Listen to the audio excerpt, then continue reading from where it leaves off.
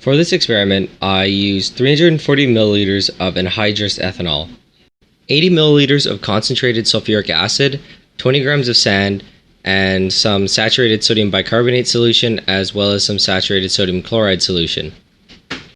90 milliliters of anhydrous ethanol is added to a 3-necked round bottom flask in an ice bath. A thermometer was added and the ethanol was allowed to sit in the ice bath to cool until about 5 degrees Celsius. Using an addition funnel, 80 milliliters of concentrated sulfuric acid was added drop-wise slowly. The entire addition took about 15 minutes. After the addition of the sulfuric acid, the flask was removed from the water bath and 20 grams of acid-washed sand was added. The solution is yellow because the sulfuric acid I used was slightly contaminated, but this shouldn't affect the reaction. My apparatus was then set up as shown. An addition funnel was attached and an oil bath was set up. I used a fractional column, but you can do simple distillation, but you will have more water and sulfuric acid in your final product. I don't show it here, but a hose leading outside was attached to the vacuum adapter and an ice bath was set up underneath the receiving flask. Also, keep in mind, it might not appear this way, but this area is extremely well ventilated. The hot plate was turned on and the oil was heated. Our target temperature of the ethanol sulfuric acid mixture is about 140 degrees Celsius to 145 degrees Celsius. Going above 150 degrees will favor the formation of ethylene gas instead of diethyl ether. However, below about 135 degrees, the rate of ether production is quite low. The reaction occurring is an acid-catalyzed alcohol condensation. One ethanol molecule attacks the other to form diethyl ether and water. At about 110 degrees Celsius, the solution started to boil. The bubbles are diethyl ether, but not enough was made to escape the flask. It took about until 130 degrees for the rate of ether production to be enough to carry up through the fractional column and to the condenser.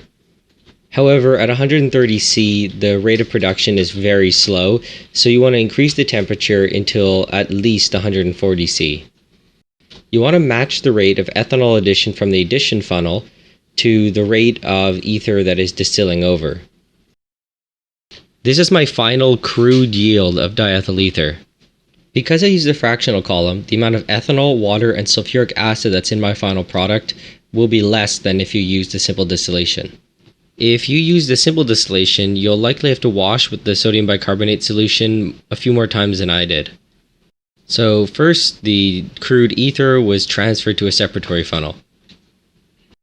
It was then washed twice with 50 milliliters of saturated sodium bicarbonate solution and once with saturated sodium chloride solution. For the sake of time, I don't actually show the washing step. Frequent venting is extremely important when you do the washing with sodium bicarbonate and with ether in general. After each washing, the lower aqueous layer is drained into a beaker. The washed ether is then transferred to a 500 milliliter round bottom flask. To the ether is added 25 grams of anhydrous calcium chloride. The calcium chloride is used to absorb both ethanol and water. It is recommended that you cool your ether on an ice bath before adding the calcium chloride, unlike I did, because the hydration of the calcium chloride is exothermic.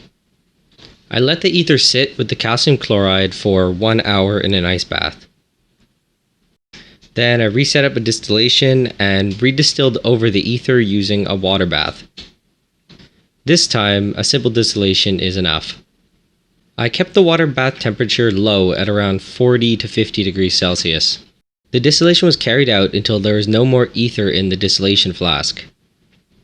In the collecting flask, I was left with a final yield of 208 milliliters of diethyl ether, which represents a yield of about 70%. The ether was then transferred to a dark bottle and the threads of the bottle was sealed with Teflon tape.